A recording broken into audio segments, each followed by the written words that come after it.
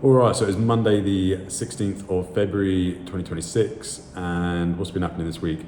It has been Friday the 13th, and I think with that is a perfect theme for this week because it's been a pretty shit week.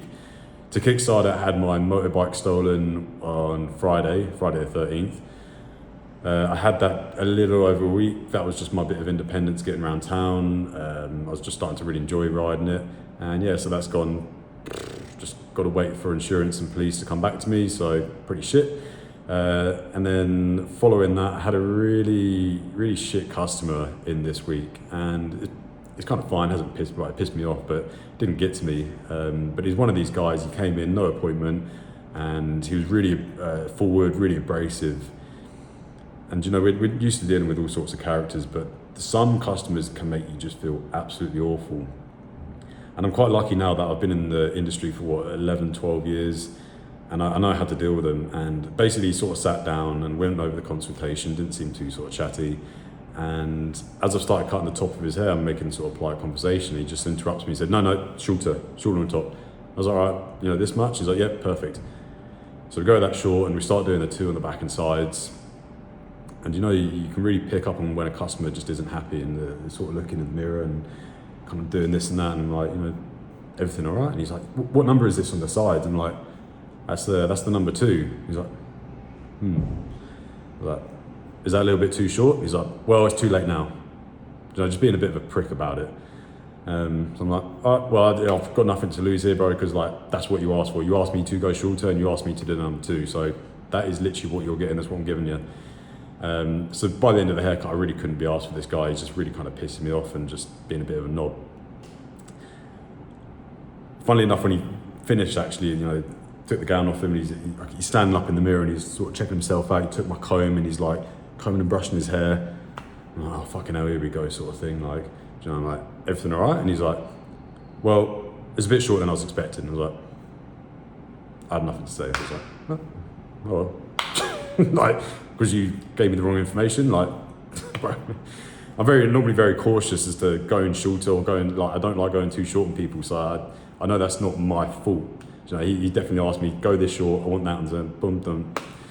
And anyway, I knew it was going to be a pain in the ass because we charge a little bit more than the usual high street barbers. So get to the front counter, I'm like, that's $70. And I can see him process that. He was like, 70. I'm like, yeah, man, $70. And he's sort of looking around at everyone else and he's just like, is this a fucking joke? And everyone's like, no, man, that's our price. Like, you should have asked before if you're like too worried about spending too much on your haircut. He was like, that's the most expensive haircut I've ever had. I don't get a little pissy. I'm like, I couldn't give a fuck, bro. Really, like, I was just over it at that point. But what I found quite interesting is that customers like that, they can really make you doubt yourself and question what you're doing and why you're doing it. Luckily, I've been in the industry long enough that I've got my back covered. I know I've got enough confidence in myself. I know that I'm fine. You know, like, I know that I didn't just fuck his haircut up. He asked for that and that's what it was. But what I found interesting is Dan that works with us. So he's been with us now for 6 months. We've just got him started cutting hair. He's definitely got confidence, maybe a bit too much. It kind of overlaps his cutting skills at the moment.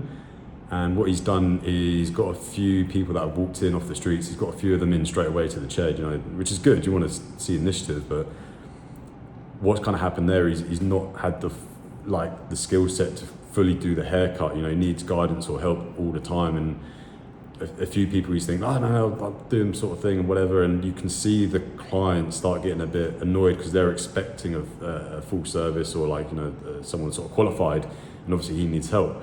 And what happens there is the client starts taking over. You know, they start rushing in for time, or they start picking up the comb and they go like, oh, like a little bit more here, and you know, start directing and pointing him to what he should be doing. And it's just quite interesting because obviously now I've been doing this for a long time and I have not had that in a long time, but I've definitely had that.